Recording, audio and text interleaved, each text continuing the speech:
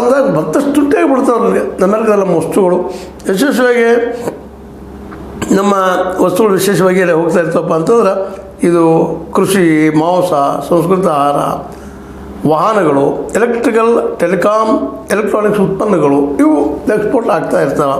ಮತ್ತು ವೈದ್ಯಕೀಯ, ಚರ್ಮ, ಕಾಗದ, ಗಾಜು, ಹಡಗು, ವಿಮಾನ ಮತ್ತು ಇತರ ವರ್ಗಗಳ ಉತ್ಪನ್ನಗಳು.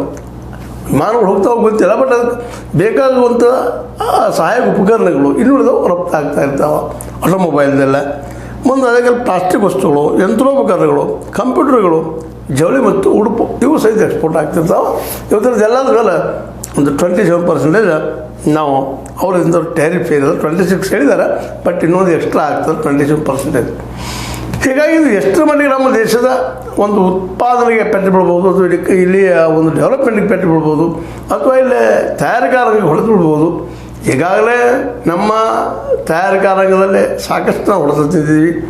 ಈ ಒಂದು ಕಾರ್ಪೊರೇಟ್ಗಳ ಕೈಯಲ್ಲಿ ಇಡೀ ನಮ್ಮ ಉದ್ಯಮಿಗಳನ್ನು PSUಗಳನ್ನು ಕೊಟ್ಟಿದ್ದರಿಂದಾಗೆ ಇವತ್ತು ನಮ್ಮಲ್ಲಿ ನಿರುದ್ಯೋಗ ಹೆಚ್ಚಾಗಿತ್ತು. ನಿಮಗೂ ಗೊತ್ತದ. ಯಾಕೆಂದರೆ ಯಾವುದೇ ಕಂಪನಿ ಇದ್ದರೂ ಸಹ ತನ್ನ ಲಾಭವನ್ನು ನೋಡ್ತದ ವಿನಃ ಇಲ್ಲೇ ಕಾರ್ಮಿಕರಿಗೆ ಹೆಚ್ಚು ಉದ್ಯೋಗ ಕೊಡಬೇಕು ಮಾಡಬೇಕು ಅಂತ ಅವ್ರದ್ದು ಇರೋದಿಲ್ಲ.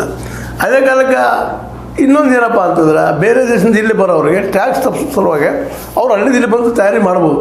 ಮತ್ತು ಅವರು ಅದೇ ದಿಶೆಯಲ್ಲೇ ಅಮೆರಿಕ ಆದರೂ ಸಹಿತ ಇನ್ನುಳಿದ ಬೇರೆ ದೇಶಗಳ ಯಾರೋ ಇನ್ವೆಸ್ಟರ್ಸ್ ಇದ್ದಾರೆ, ನಮ್ಮಲ್ಲಿ ಬಂದು ಮಾಡಲು ತಯಾರು ಮಾಡಿರಿ, ನಾವು ನಿಮಗೆ ಟ್ಯಾಕ್ಸ್ ಹಾಕುವುದಿಲ್ಲ ಅಂತ ಹೇಳಿದ್ದಾರೆ.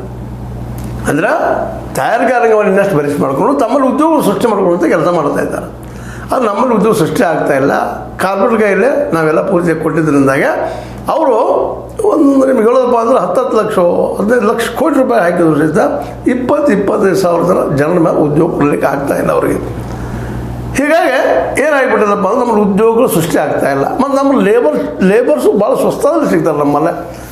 ಆ ದಿಸೆಯಿಂದಾಗೆ ಏನಪ್ಪ ಅಂದರೆ ಅಲ್ಲೇ ಮ್ಯಾನುಫ್ಯಾಕ್ಚರಿಂಗ್ ಹಬ್ ಬೆಳೆದು ಬಿಡುತ್ತೆ. ಈಗ ನೋಡಿ ಚೈನಾದಲ್ಲೇ ಮ್ಯಾನುಫ್ಯಾಕ್ಚರಿಂಗ್ ಹಬ್ ಬೆಳೆದು ಬಿಟ್ಟಿದೆ.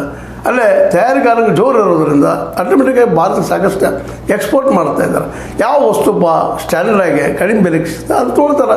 ಇವತ್ತು ನಮ್ಮ ಕಂಪ್ಯೂಟರ್ ಯುಗ ಇದರಲ್ಲಿ ನೋಡಿರಿ, ಕಂಪ್ಯೂಟರ್ಗಳಾಗಿರ್ಬೋದು, ಮೊಬೈಲ್ಗಳಲ್ಲಿ ಆಗಿರ್ಬೋದು, ಇನ್ನುಳಿದ